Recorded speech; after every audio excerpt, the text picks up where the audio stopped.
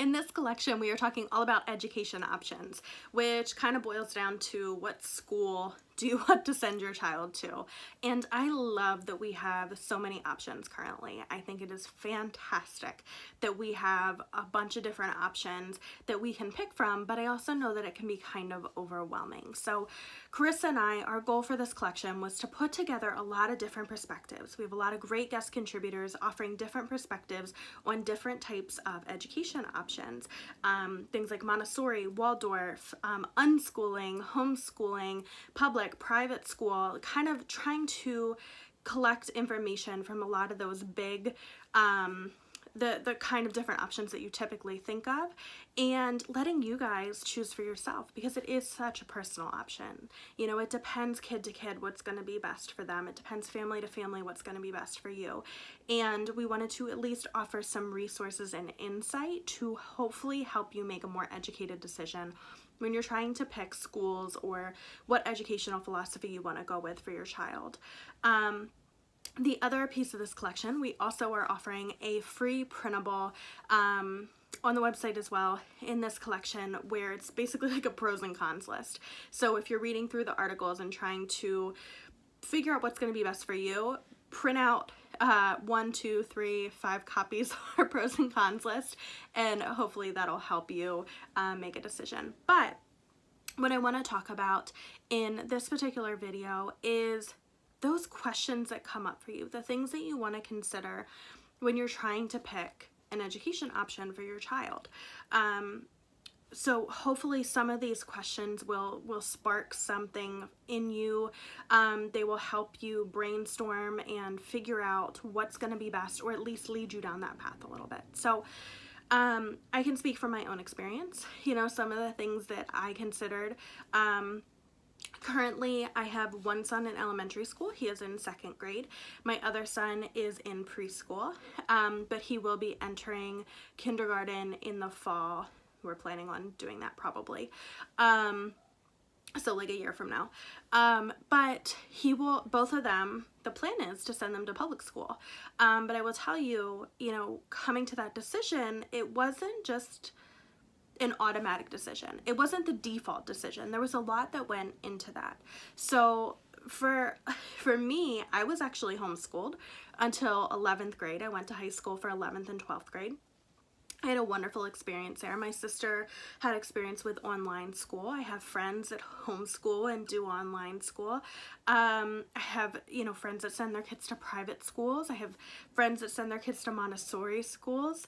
So I feel like, you know, I have a lot of exposure to these different options, and I see a lot of value in these options as well. So when we were thinking through these options, one of the things that came into consideration was the school district. And once we kind of had an idea that we would probably want to send our kids to public school, we were very purposeful about where we moved. And heading up to that kindergarten year, we moved into a school district that we knew we were going to be happy with, or we hoped we were going to be happy with. And it turned out we are. They're absolutely fantastic. We've had a wonderful experience there. I can't say enough wonderful things about my son's elementary school. But that being said, I know that not all elementary schools are that way. I've worked in elementary schools that certainly are far different than what my son is currently experiencing. And if we were living in a different school district, we might have made a very different decision. But we were purposeful about it. So we were able to move into this school district. We wanted to be there, but that was something, it's a big consideration. If you are living in a school district that is not great, and you don't have the option to move to one that is, then maybe you do need to look at some other options. Another thing that comes up is this idea of like resources, and what kind of resources are going to be available to your child. And I think this really varies based on what your child needs.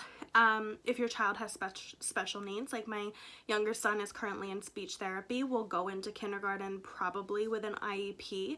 I like that there are the resources there. And it's not to say that other schools aren't offering that as well, but I know that it's something that's very built into our public school system where we're at currently. For my older son, he was evaluated and qualified for the gifted program, so he has a GIEP, which means that there's resources built in for him as well, and there's already a system there that we can help and support him and know that, you know, we might need to fight for it from time to time, but he's going to be able to get what he needs. Another piece that you're going to want to look at is kind of that social aspect of things. And I don't think this is the end all be all. Like I said, I was homeschooled. I was not, you know, I think those stereotypes that come to mind, that these antisocial homeschoolers that don't know how to socialize and don't know how to have friends or how to talk to people or anything like that. That was not the case. And it was not the case for a lot of homeschoolers that I was friends with. But I do think it's a fun thing. My son enjoys being a part of his school. He enjoys his classmates. He enjoys his teachers. He enjoys being a part of that community.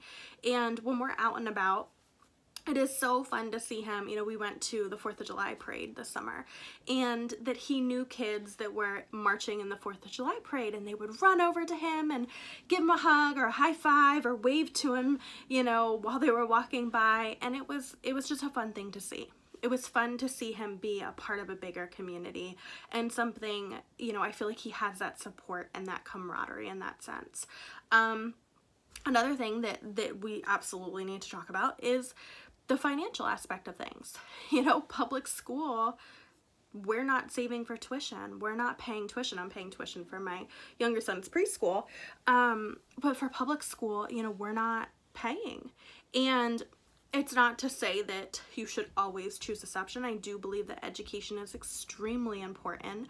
But I do think that you need to evaluate your schools in your area. And don't assume that the most expensive option is always the best option.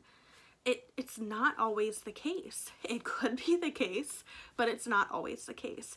So I don't think we should just default to free, but I think we do need to definitely take that into consideration and understand how that's going to impact your family. Is sending your kid to a private school going to mean that you're not going to be able to do as many enrichment activities with them? That you're not going to be able to afford, you know, a fun, educational, you know, inspiring kind of day trip? Are you going to be strapped for cash? Is it going to be more stressful for the whole family? Is it going to hurt the family dynamic? Are you going to have to work more hours and see your child less in order to send them to private school? I just think it's always that balance and always trying to consider all pieces of it without assuming that, you know, free is the worst and expensive is the best. Some of the other things that we look at, Carissa and I both talked about, you know, kind of more of our perspective. We do have an article there on the website because Carissa and I have both chosen public school at this current moment for our children. And we wanted to talk about that aspect of things because we're offering perspectives from the other schools as well. And we wanted to explain why we chose public school and explain that it was a well thought out thing and it wasn't just the default. So we have that up there for you. But the other thing that I wanted to talk about with you guys is that even if you choose one school option for your child, it doesn't mean that you can't change that later. And I know it feels that way. I know it felt like that way for me, that I was like, well, we need to decide what we're doing for kindergarten because then that's kind of it, at least for a while. And it's just not the case. I was inspired by a friend who her son was struggling in school, and halfway through the year, she pulled him out. And they did online school for the spring and kind of got his feet, got him back on track, got him, you know, excited to go back. And then he went back to public school in the fall. And I was so inspired to see that she saw that there was a struggle and that she adjusted accordingly. And it wasn't, well, now we're cyber schooling forever and you're never going back to public school and I'm pulling all my kids out of the school system. It wasn't that. His brother was still going to public school. She saw what he needed individually. And I think that's what's so powerful about having these options, is that we can look to our children and say, are they thriving? Are they struggling? What do they need? And where can we get that for them? And understanding that it's our job to customize that learning experience for them and to do what we can do to support them in a way that makes sense for the family as a whole. So I don't want you to feel trapped that if you send your kid to a certain school, you can always change course. You know, you can switch back and forth. There are a lot of kids, you know, that switch, you know, they move and have to switch to a different school. So kind of treating it in that same way. You know, I don't recommend bouncing them around every semester. Obviously, if you can provide stability, that's fantastic. But I think, at least from my perspective, a lot of times I go into this very black and white thinking of like, it has to be this, and that way it's always going to be this. And I'll tell you, I don't know. I don't know what my son's future education is going to look like. For right now, we're happy with the school that he's in. Should something change, then we would look at other options. And, you know, I know having different experiences myself, like homeschooling or online school, or any sort of like private schools or hybrid kind of schooling things, I think are fascinating and I think are very valuable and worthwhile things to consider. They're good options. So in a nutshell, I feel like we're lucky to have those options, and hopefully that kind of helps you brainstorm a little bit and always just keep reevaluating. Figure out what's going to be best for you. But like I said, if you want to read all of these articles from the different perspectives, get a feel for the educational philosophies behind each of these different school options, you can go to adorethem.com. I believe it's adorethem.com/education-options, but it'll also be there on the homepage for you that you can click through, read all of these great articles, and we would love to hear from you as well. What did you choose? Why? How's it going? And especially, you know, whether you're a teacher, a parent, or you know, working in administration in a school or anything like that, I'm curious to hear from you why you chose that path and why you feel strongly about it, because I feel like it's always good. I always love getting all of that information. That way we can weigh it and figure out what's going to be best. So hopefully that was helpful to you guys, and I will talk to you later. Bye.